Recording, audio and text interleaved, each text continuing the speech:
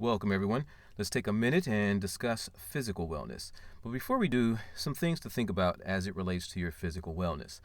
How do you become physically healthy and physically well? What do those two things mean? Are they the same? Are they different? What does it mean for you? What goals do you need to set for yourselves in order to obtain and maintain a state of physical wellness? And what are some of the sacrifices that need to be given up in order to achieve what we consider physical wellness? Just some questions we need to consider as we really try to dive into this thing called physical wellness and understand what it means for each and every individual, because it's different. It's going to be different based on your gender. It's going to be different based on your lifestyle. It's going to be different based on your nutrition. And it usually always works in hand with communication with your primary care physician. And so it's important that you understand your responsibility in trying to reach and understand what physical wellness means to you. So ultimately, you are responsible for whatever physical wellness is for you in trying to reach that and maintain that. Some of the things that you can do on your own that the doctors usually do when you go in to see a doctor, they take your vital signs. They check your heart rate. They will check your temperature. They will check your blood pressure. They will weigh you. So these are just some simple things that can give them an indication that there could be possibly something wrong. Also, do a nutritional value check. What are some of the things that you eat on a regular basis? Have you documented some of your dietary intake for just a couple of days to see what you're consistently getting? There's usually always some type of food items that we omit from our diet that can be beneficial, and for the most part, Americans don't have a problem consuming. We usually overconsume, and so thinking about how to cut back and how our nutrition plays a role in our physical wellness is important as well. Physical activity. Of course, you know that it used to be children receive maybe 20 to 30 minutes a day of physical activity. Now it's 60 minutes a day of moderate to vigorous physical activity. The same is true for adults, because even adults in our busy lifestyle, we cannot neglect our physical health, and we must maintain some sense of physical activity in our lifestyle in order to achieve and maintain physical wellness. And then thinking about how health relates to performance. There's a direct correlation between how we physically feel and how we perform.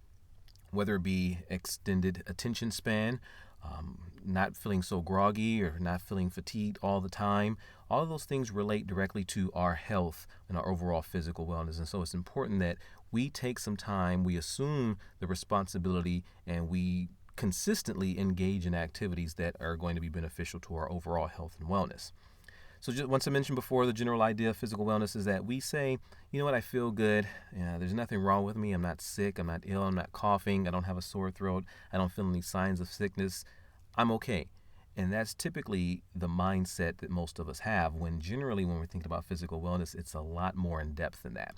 So looking at the definition, physical wellness is the ability to perform daily activities in a safe, capable, and efficient manner, as well as the physical capacity to respond effectively in unusual situations. And so just our general day-to-day lifestyle activities, whether it be walking up and down stairs, washing clothes, cleaning the house, all of those things relate to lifestyle activities, and our physical wellness will play a major role in that as well.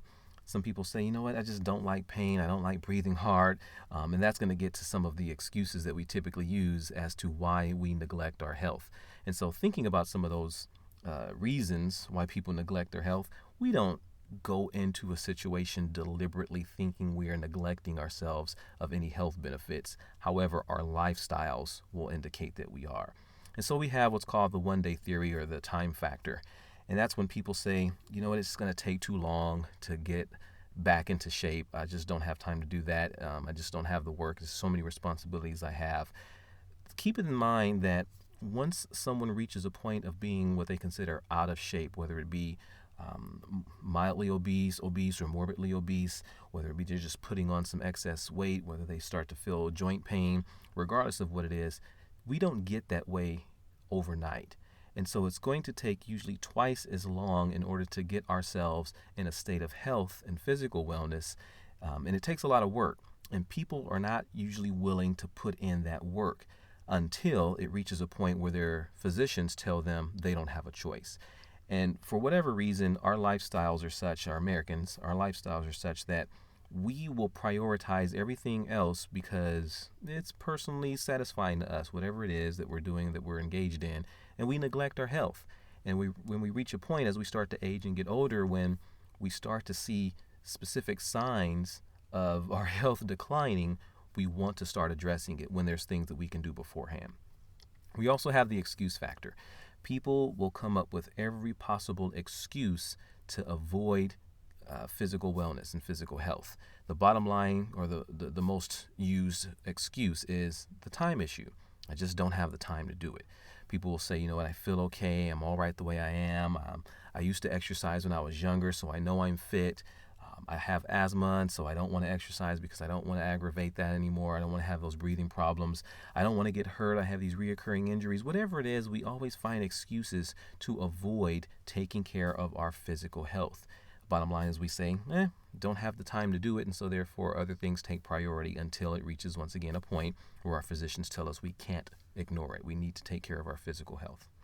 And then, kind of going back to that one-day theory, because getting out of shape, putting on excess weight, those things happen gradually over a long period of time, we don't immediately recognize the fact that we're out of shape. We don't immediately realize, oh, well, I can't fit these clothes anymore. Sometimes it happens gradually. We squeeze ourselves into those clothes on a regular basis until we just can't button them up anymore, or we just continue our regular lifestyle, our habits, making those excuses and getting to a point where, wow, now overnight it feels like I've put on so much weight. But we don't get out of shape quickly. It happens over a long period of time, and so we don't typically realize that we are in need of some type of intervention to get us back into shape. But the bottom line is we do neglect our health on a regular basis, even though we don't deliberately think about that. And so what happens is we consistently are neglecting our lifestyle, our health, our wellness, our nutrition, and it develops into what we call a hypokinetic disease. And this is a disease that occurs or that we develop from the lack of activity. And hypokinetic diseases contribute to cardiovascular disease, which has always been, in the last 25 plus years, the number one killer of Americans. We know this, but yet and still, it continues to be on top, and it's preventable. Also, type 2 diabetes, preventable, but still ranks up in the top 5 reasons or top 5 problems Americans usually face when it comes to their health. Obesity ranks in the top 5 still. Osteoporosis, high blood pressure, and even some cancers. And all of these things are preventable. Unfortunately, we don't do anything to prevent them because we like our lifestyles the way they are. And so just a quick graphic to kind of give you an idea. You start off your life, you have no exercise or very little or no activity. You're feeling fine. Everything's going okay. And this is kind of a chain of events. All of a sudden, we slowly start to put on a little bit of weight. And so we are at this point where we're considered to be overweight, but it's not bothering us. It's not a tremendous problem. We don't see any serious effects from this, and so we continue with our little or no activity or our no exercise.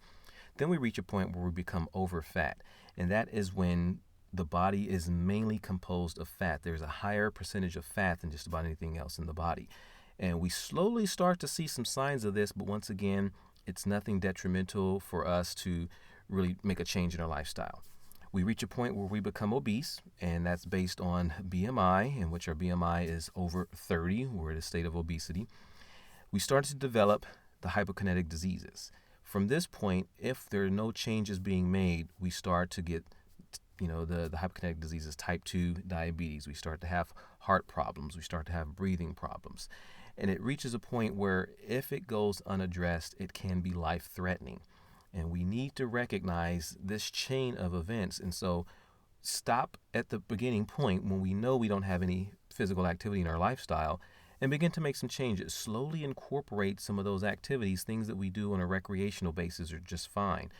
But slowly get into the habit of doing some things. And so additional hypokinetic disorders that can develop because there's no activity in our lifestyle is osteoporosis, which is that degenerative disease of the bones. And we can see there the differences between normal bone structure, the density of the normal bones, and osteoporosis, which is why individuals who have developed osteoporosis because they don't exercise tend to break a lot of bones. And we see this happen mainly in the elderly.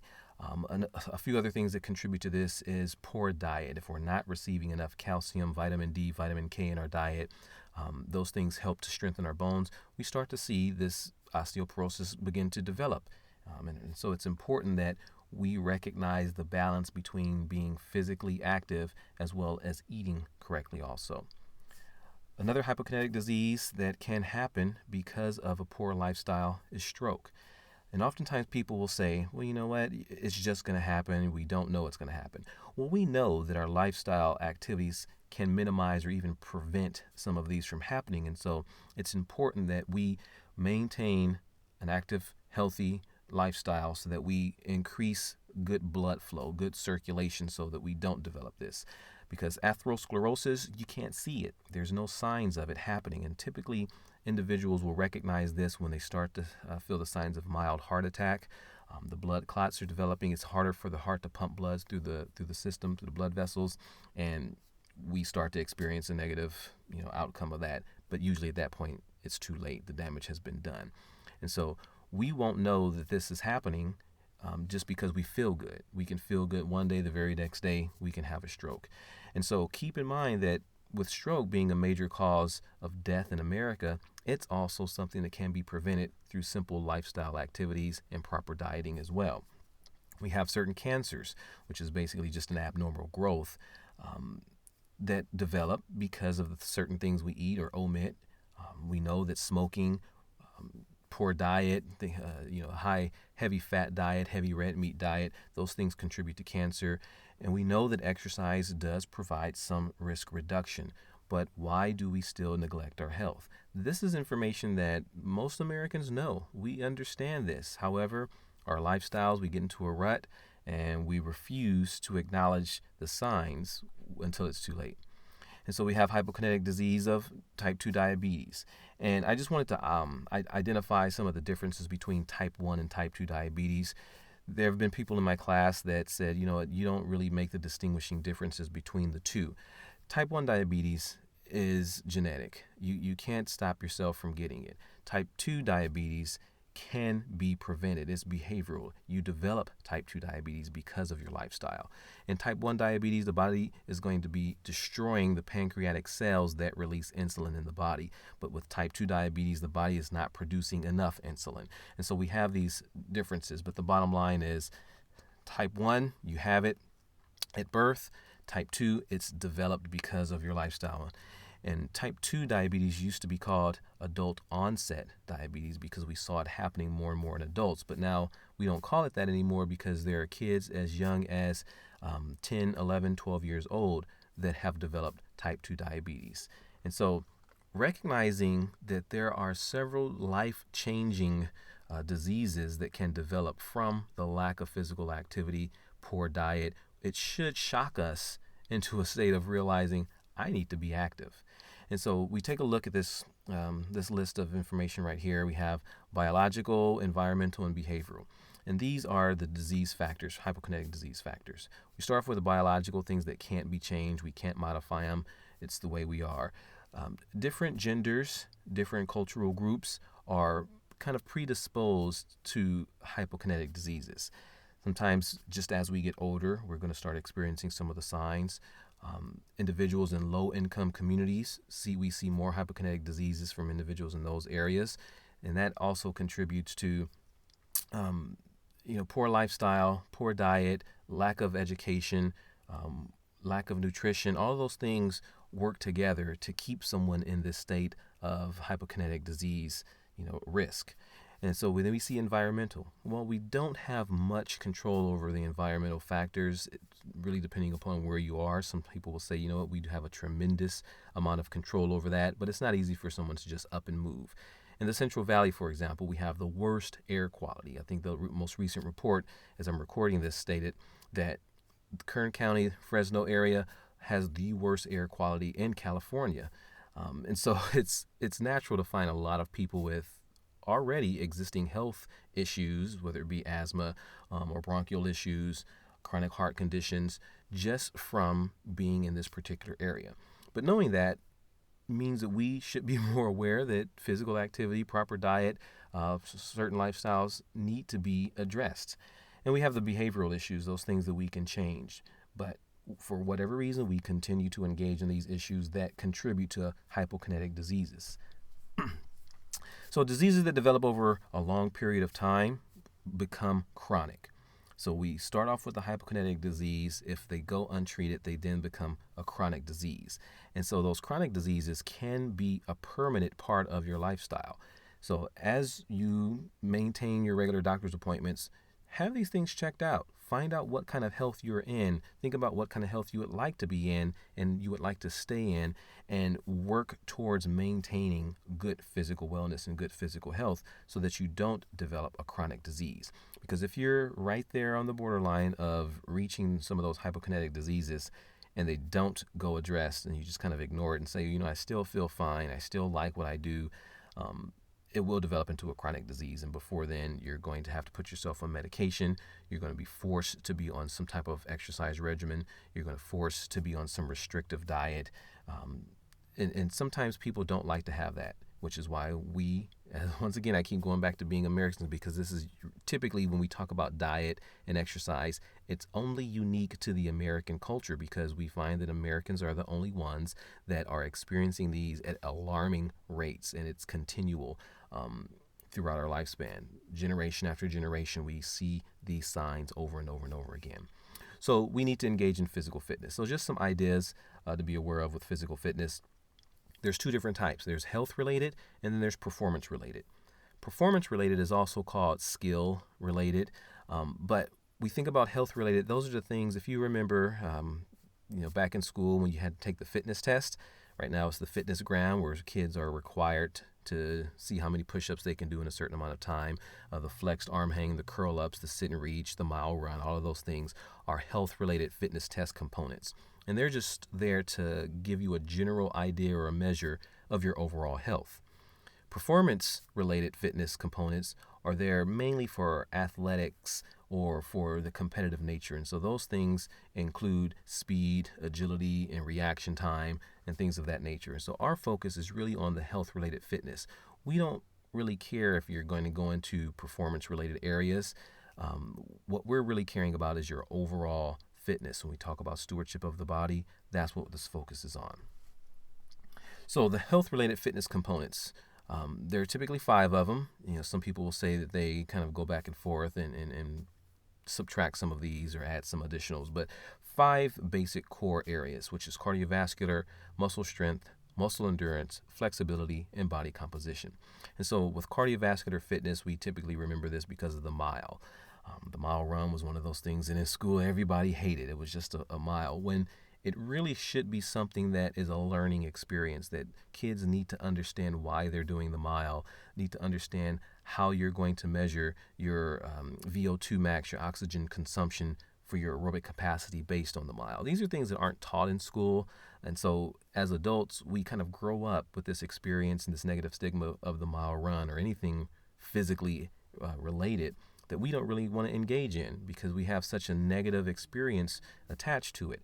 But with cardiovascular fitness, it's important that we understand this. And there's some other ways that we can measure cardiovascular fitness.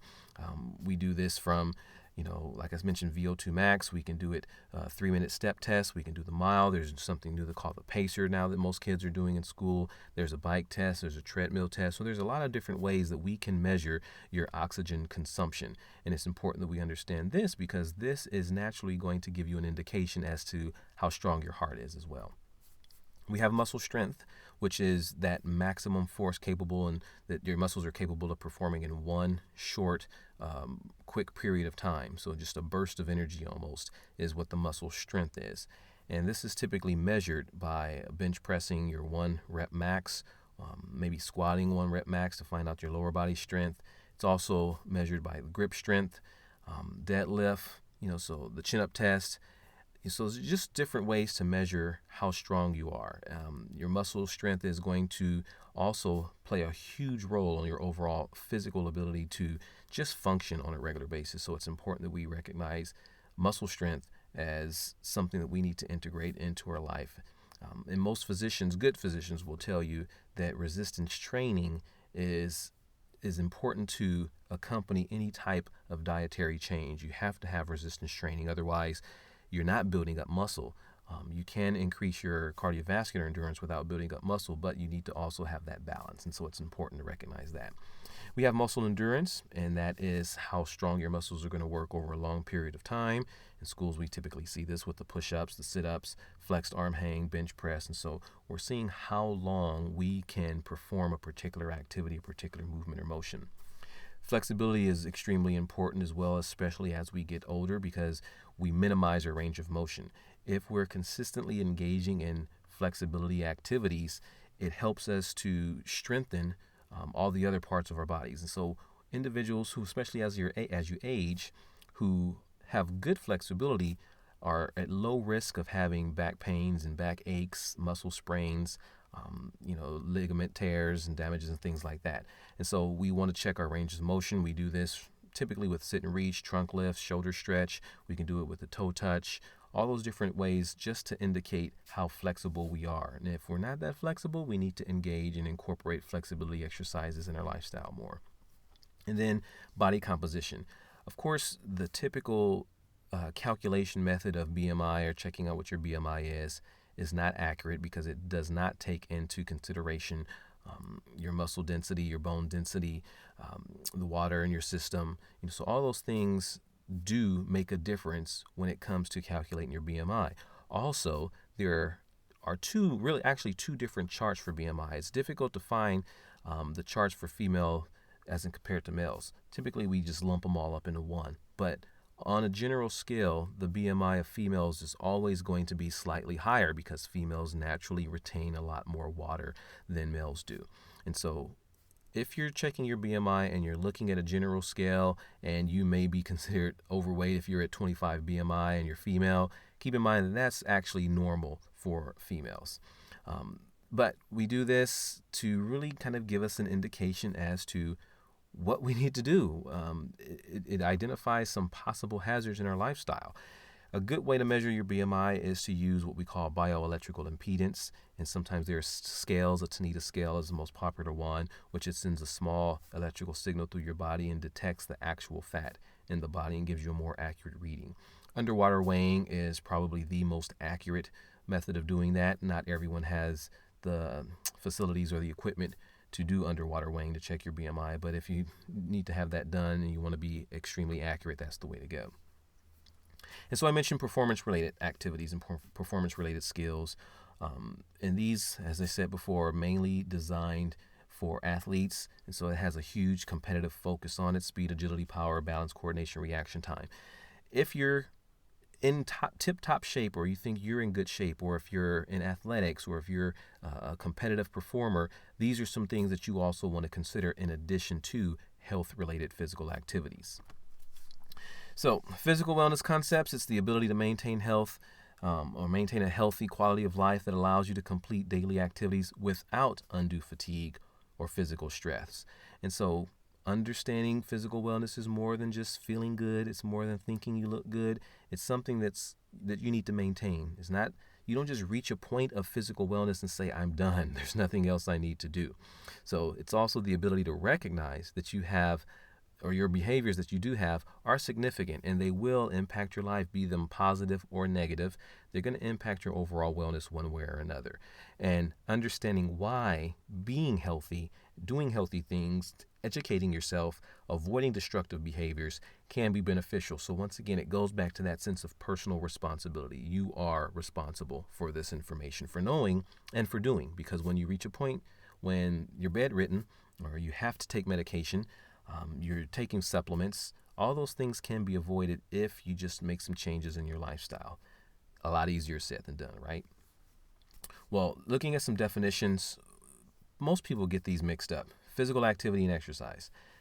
People say, well, you know what, I'm just moving, I'm fine, I'm doing lifestyle activities, everything is okay, I'm reaching my recommended amount of activities. Well, not necessarily. When you're engaged in physical activities, you're doing anything that moves the skeletal muscles and the skeletal structure, and you're burning calories. So physical activity can be just about anything that you do, whereas opposed to exercise is something that's deliberately planned.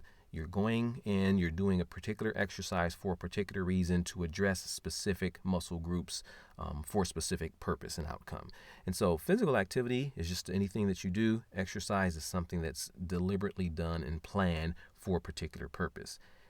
Most of us don't engage in exercise. We'll say I'm exercising, but we're actually performing a physical activity, not necessarily exercising.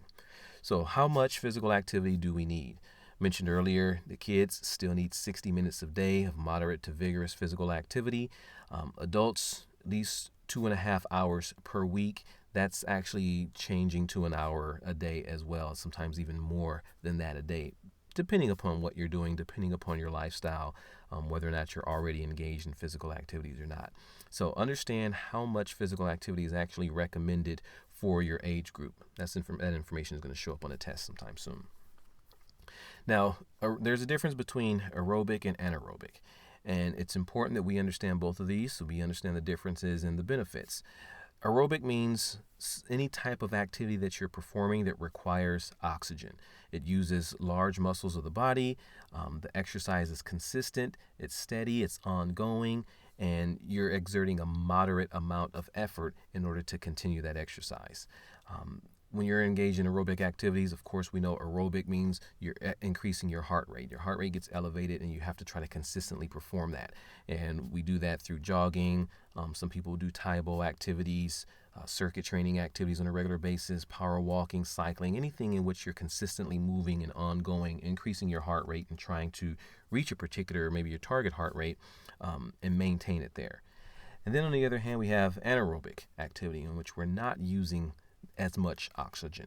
And so we think about activities that require short bursts of energy, sprinting, lifting weights, things that are going to be done really quickly, really fast, engaging in a game of baseball or some recreational type of activity and things like that.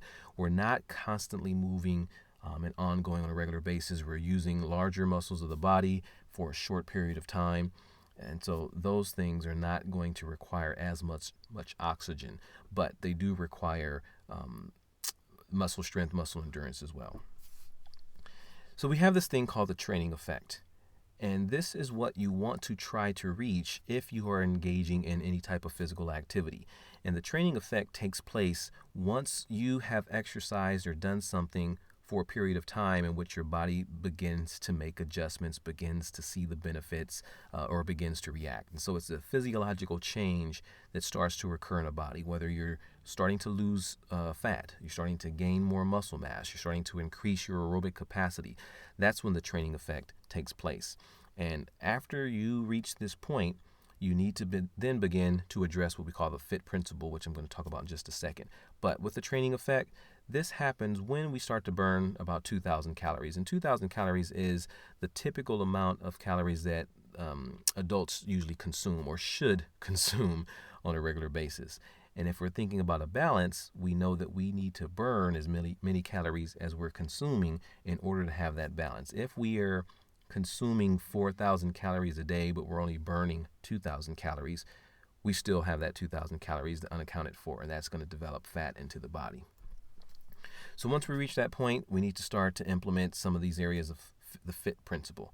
And this is the frequency, intensity, time, and type.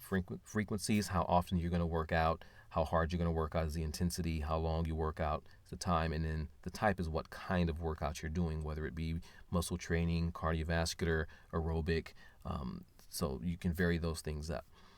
Increasing any one of these areas, whether it be increasing how long you're doing something for a period of time, your effort, how hard you're working out, the type of activities you're doing, all of these are going to enhance that training effect that we experience. And so understanding the FIT principle is also understanding how our body is going to respond and adapt and maintain any type of physical performance we're involved in. We also have these principles of training, starting with overload. And overload is when you work your body to a point in which you've never worked it before. Your body's probably not used to this, especially individuals who are not engaged in regular ongoing activity. pushing your body to a point where you just feel like you can't go anymore is a sense of overload. You're overloading the body. You're giving it an excessive amount of physical stimulus. And in order to improve your physical fitness levels, this needs to be done. Oftentimes, this comes from addressing frequency, intensity, and duration. So you're pushing yourself more and more and more each day, and you're doing it on a regular basis. So you not only rapidly reach that training effect stage, but you start to develop more of your body starts to respond to it differently, and then you're able to engage in it more so than you had before. Then we have progression. You're gradually increasing the workload over a period of time, and this is important to note for individuals who have not exercised or done anything for a long period of time. Sometimes you go to the gym or you see these individuals, these personal trainers, and they'll try to get you in and immediately shock your body into a state of overload. It's unhealthy, and not only is it unhealthy for your body, it's also a deterrent because individuals are not used to that. And so it's important to start off slow. If you haven't exercised in a long time, rather than jumping into running, start off with a nice walk. Increase that to a power walk, increase it to a slow jog, and then increase to a point where you are running. And then you naturally change or improve the fit principle areas, the frequency, intensity, time, and type, so that you start to slowly reach that training effect. Then we have what's called reversibility. Once we have developed a pattern of exercising, it's important to keep that going. Don't stop, because once you stop after you have exercised for a period of time, your body reverts back to the way it was before you started exercising. And so you begin to lose the improvements that you were seeking or that you achieved once you stop exercising. And you have to begin right back at square one in order to achieve that again. So it's important that we maintain this sense of physical wellness and understanding and fitness and exercise what we're doing in order to keep and be consistent with our overall physical wellness. Then we have, within the principles of training, something called specificity. And this is exercising specific targeted body parts or groups of muscles. Oftentimes, individuals want to develop their upper body. And so main focus is on upper body, large muscle groups. That's being specific. Lower body, being specific. And so doing squats on one day, bench press another day or something like that. That's an example of specificity, in which the training is done for a specific sport or a specific body type or body group or activity. We have what's called the principle of individual difference. And this is something to recognize, because oftentimes exercise programs or diet programs, they're not one size fits all. It's not you can develop one thing and it's going to work for everyone. And this is one of the reasons why we see so many different variations of exercise programs or diet programs popping up, because we know that everyone is different. Each individual is going to respond differently based on their own lifestyle. And so we need to think about our own personal body size, body types. If you talk to a very good personal trainer, they will take this into consideration and start to tailor exercise program or regimen that's just right for you, that's going to be beneficial for you. And what's beneficial for you is not going to be beneficial for someone else. And so thinking about your history, are you more prone to certain diseases? Do you have any history of osteoporosis? Do you have a history of heart disease? Do you have a history of stroke?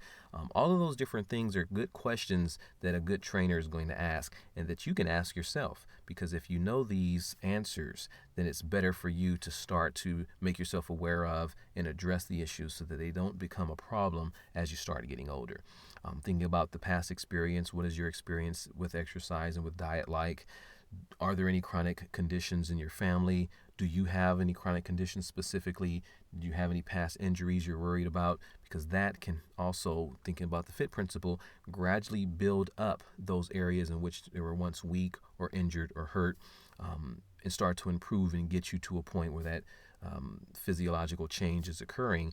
And it's not occurring to a point that's going to be a deterrent for you. So you're not going to experience a lot of pain, a lot of hurt, a lot of injury, and just really kind of turn yourself off. And it's different for different genders. The muscle structure of our bodies are different between men and women. And so why do we have this one type of exercise that we expect all women to perform and all men to perform? and it's not going to give them the same results. And so it's important to tailor any type of exercise regimen to your specific gender as well.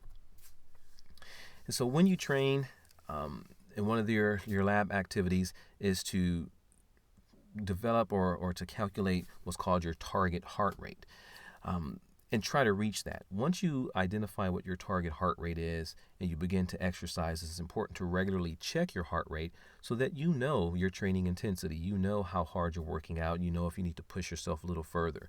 It's very difficult to gauge at first, but individually we kind of have a good idea as to whether or not we're working hard enough. If you don't, slap on a heart rate monitor, or just check your heart rate on a regular basis to find out if you're in that heart rate zone. And if you're not, increase your intensity. If you are, try to maintain your intensity. If you're pushing yourself too far and your heart rate is higher than it should be, then you need to minimize your intensity a little bit. So different types of resistance training. We have isotonic contractions when it comes to resistance training. We have isokinetic, and then we have isometric. And isotonic is, I'm just reading this off the screen right here, the force generated by a muscle contraction which remains constant with a movable object. And so if you go to the gym and you see people on these free weights machines, the machines that are stationary, they're not going to be moving around. They have one general motion. Resistance bands, the dumbbells, those things that we use that don't require a lot of manipulation, that usually are manipulated on their own, typically are isotonic contractions. Then we have isokinetic contraction. This is the speed and the angle intensity of a muscle contraction, which is controlled by a machine. So we have a stationary bike, we have treadmill, we have something that is sitting still. It's not going to move, and we're working out some part of our body with it. We have isometric contractions, a contraction without the muscle or joints changing the lengths and objects. And so here, and we see this is big now when it comes to trying to get people to be active in their home. Just use your wall, use your door frame, do some push-ups on the floor, planking on the floor. All of those things that we're using, those items are considered isometric contractions. So just, you may not know that, there may be one question on the test about that, but just kind of from some general information. Now, how do we know we're working out hard enough? How do we know we're reaching that point that our intensity, our frequency, or time and type is correct for us? And what we need to do is understand what's called RPE, the rate of perceived exertion. It's a kind of this personal assessment as to how hard we're working out and whether or not we're actually going to reap the benefits of the exercise that we're engaged in. And there's a couple of ways we can do this. We can do this through a talk test, and the general idea is that if you can hold a conversation while you're exercising, imagine yourself walking on a treadmill and someone next to you is walking as well, or jogging on a treadmill. If you are holding a general conversation and you're not breathing hard, your exertion is okay. You probably aren't pushing yourself too hard, but you may be exerting a fair amount of energy. And then there's the target heart rate zone check. And this is, once again, calculating your heart rate, putting a heart rate monitor on. Most newer treadmills come equipped with a heart rate. If you just hold your hands on there, and you can determine if you're within your heart rate. And so it's just different ways for you to kind of personally assess whether or not you're working out hard enough to receive the benefits. Another thing is using this chart, the RPE rating chart, to determine whether or not you're exercising hard enough. And this is giving yourself a number from 0 to 10. 0 meaning you're not exerting any energy whatsoever. 10 meaning, you're pushing yourself to the limit, is the most that you can possibly do. And then just kind of giving yourself your own rating and just thinking in your mind, I think I'm at a 5 right now. I'm right there in the middle where I want to be, but I need to start pushing myself more. I'm going to push myself to an 8. And so it's just kind of a way to personally assess what you're doing. Now, some more information on principles applied to training, and this is just basically the bottom line. From a health perspective, you need to get involved. You need to do something. If you're not exercising, if you're not engaged in any type of physical activity, you need to get involved so those hypokinetic diseases don't become a problem. Start slow, start basic, do something that's simple, that's not going to take up a lot of time, and engage in that on a regular basis until you reach a point where you're not feeling tired anymore. Then increase the frequency, increase the intensity. Think about that FIT principle as well, and increase some of those areas. Also, choose a variation of activities. Don't do the same thing over and over and over again. Focus on different body parts and different muscle groups. It's important that we understand the variation of circuit training, for example, is the benefits of that, because you're working out almost every muscle group, and you're doing so in a way that you're addressing flexibility, you're addressing all the different health-related components. And so there's more of a full body workout when we vary them up and choose multi-muscle exercise activities. And that's just going to provide you with more benefits as it relates to your overall health. It's important that we recognize warm up and cool down as components of our regimen when we are exercising. Not only just exercising, but performing physical activity as well. If we're going to engage in something, we need to properly prepare our body to engage in that activity so it's not a shock to our system. And then we need to generally cool down because we need to return our body to a state of comfort, because that can have a negative impact on our overall health as well. So warm up and cool down are important components that we tend to neglect in any type of exercise activity. And so when we are feeling good physically, we understand that we know how to control our weight. We're fighting off a variety of diseases. We're improving our immune system. It makes us feel better about ourselves. It improves our mood, our outlook. We have more energy. We sleep better. We enjoy recreational activities a lot better. It makes us look better as well. So there are tons and tons of benefits to just being physically well that we need to recognize. And so we just touched on the surface of a lot of these physical wellness related components and elements, but the bottom line is just get started. So hopefully this, in conjunction with some of your chapter readings, can give you a good idea and maybe some motivation on the importance of physical wellness.